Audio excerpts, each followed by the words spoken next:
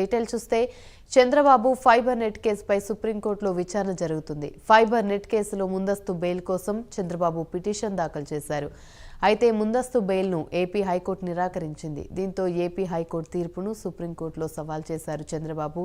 నేడు చంద్రబాబు పిటిషన్ను justice Anirudh Bose, justice Bela Trivedi ధర్మాసనం విచారిస్తోంది.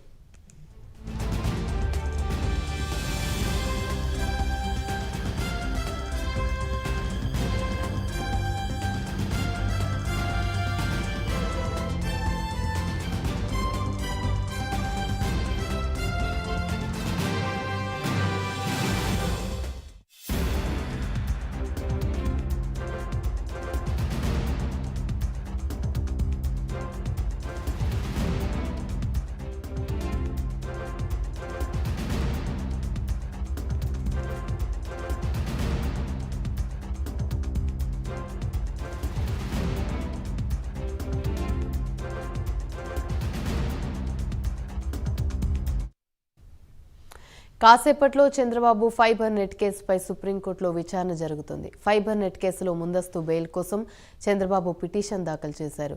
అయితే ముందస్తు బెయిల్ను ఏపీ హైకోర్టు నిరాకరించింది. దీంతో ఏపీ హైకోర్టు తీర్పును సుప్రీంకోర్టులో సవాల్ చేశారు చంద్రబాబు. నేడు చంద్రబాబు పిటిషన్ను జస్టిస్ అనిరుద్ బోస్, జస్టిస్ బేలా త్రివేది ధర్మాసనం విచారించనుంది.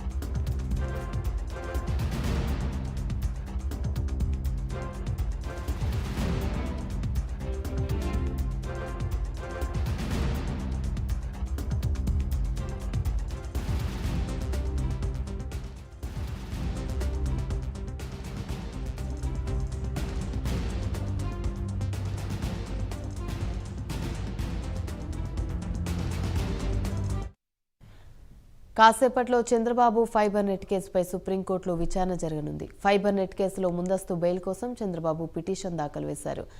బెయిల్ను ఏపీ హైకోర్టు నిరాకరించింది. ఏపీ హైకోర్టు తీర్పును సుప్రీంకోర్టు సవాల్ చేశారు చంద్రబాబు.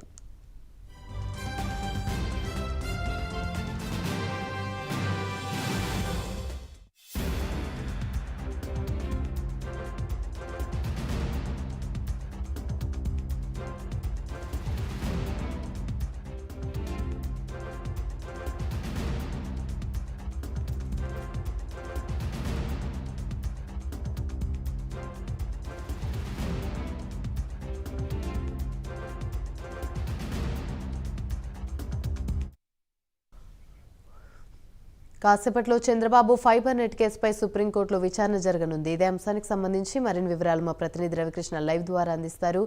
రవికృష్ణ, చెప్పండి, ఫైబర్ నెట్ కేసులో ముందస్తు బెయిల్ కోసం చంద్రబాబు పిటిషన్ దాఖలు చేశారు. దీనికి సంబంధించి పూర్తి అప్డేట్స్ ఏంటి?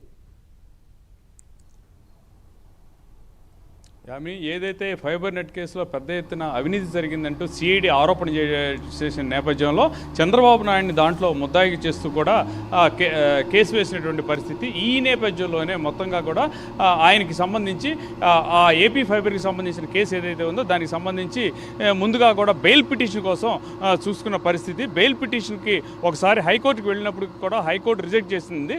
దానికి ప్రధాన కారణం ఏంటంటే కేసులకు జరుగుతున్నటువంటి సందర్భంలో వాటిని సజావుగా సాగనీయకుండా కనుక బెయిల్స్ ఇచ్చినట్లయితే మాత్రం న్యాయం అనేది సరిగ్గా జరగకపోవచ్చు అనే ఉద్దేశంతో హైకోర్టు దీన్ని తిరస్కరించిన నేపథ్యంలో సుప్రీంకోర్టును ఆశ్రయించడం జరిగింది. సుప్రీంకోర్టుకు సంబంధించి ఇప్పుడు బెయిల్ పిటిషన్ ఏదైతే ఈ ఫైబర్ నెట్కి సంబంధించిన బెయిల్ ఏదైతే ఉందో దానికి సంబంధించిన విచారణ అయితే జరగాల్సి ఉన్నటువంటి నేపథ్యం. అయితే ప్రజెంట్ ఈ ధర్మాసనానికి సంబంధించినటువంటి అనిరుద్ బోస్, అదేవిధంగా కూడా బేలా త్రివేది ఎవరైతే ఉన్నారో వాళ్ళిద్దరూ కూడా అందుబాటులో లేరు.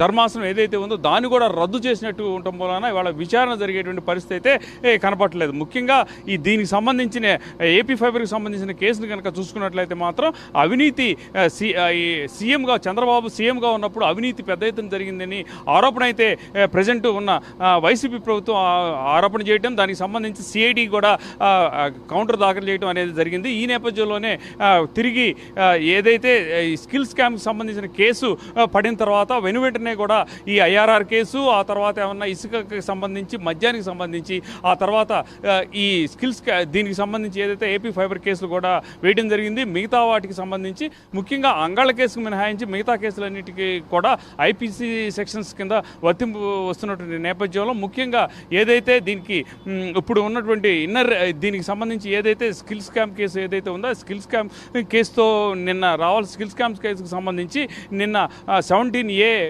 వర్తిస్తుంది అని అంతా భావించారు. కానీ అదైతే జరగలేదు. ఈ నేపథ్యంలోనే ఫైబర్ నెట్ కేసుకు సంబంధించి విచారణ ఈరోజు బెయిల్కి ముందస్తు బెయిల్కి సంబంధించి విచారణ జరగవలసిన నేపథ్యంలో న్యాయమూర్తులు ఎవరైతే ఉన్నారో న్యాయమూర్తులు ఇద్దరు కూడా సెలవులో ఉండటం, అదేవిధంగా కూడా ద్విసభ్య ధర్మాసనం ఏదైతే ఉందో దాన్ని రద్దు చేయడం వలన తిరిగి ఎప్పుడు ఈ విచారణ ప్రారంభమవుతున్నది దాని మీద క్లారిటీ లేదు. ప్రస్తుతం అయితే వాయిదా పడిందని తెలుస్తుంది. యామిని. Thank you Ravikrishna.